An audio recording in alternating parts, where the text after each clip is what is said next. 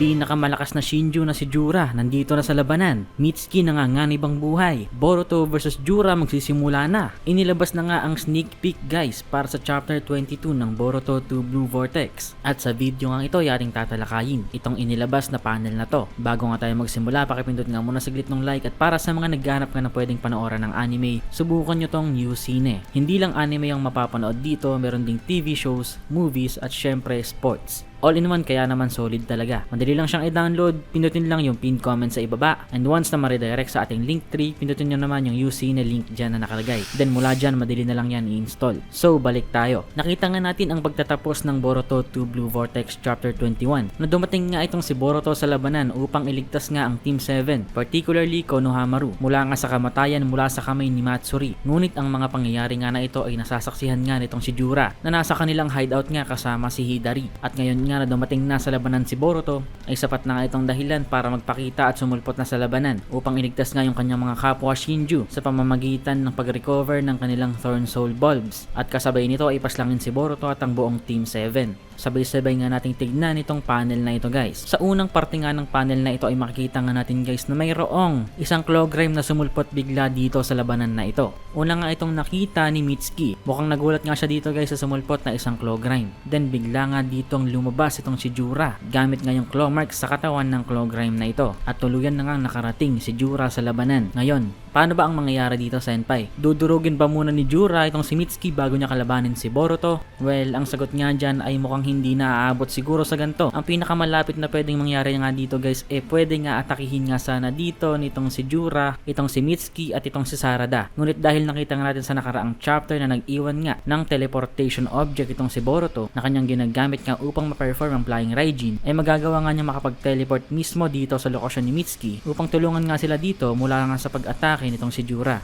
At dito na nga guys mangyayari ang one-on-one battle sa pagitan nitong si Jura at Boruto, na kung saan unpredictable nga yung pwedeng mangyari dahil base nga sa prediction ni Kashin Koji mamamatay nga si Boruto sa labanan na ito ayon nga sa mga different timelines na kanyang nasaksihan gamit yung kanyang ability na makita ang future. Pero dahil si Boruto nga ay isang singularity, kung natatandaan nyo ibig sabihin ng isang singularity, kung binasa nyo talaga tong Boruto o nakinig talaga kayo sa ating mga nakaraang chapter reviews, itong mga singularity na characters nga may kakayahan or may capability na baguhin yung mga pwedeng mangyari sa hinaharap. So dahil alam nga ni Boruto na ang outcome nito ay kamatayan niya, siguro nga magagawa niya ng paraan kung paano ito babaguhin. At syempre meron din siya mga katulong na mga kaibigan na maaaring makatulong sa kanya na matalo itong si Jura. So yan nga guys yung thoughts ko para dito sa sneak peek panel na ito. Comment down below guys kung ano yung naiisip nyo dyan na mga pwedeng mangyari sa parating na chapter 22. At kita-kits lang tayo guys sa ating chapter review or spoiler. Bye bye.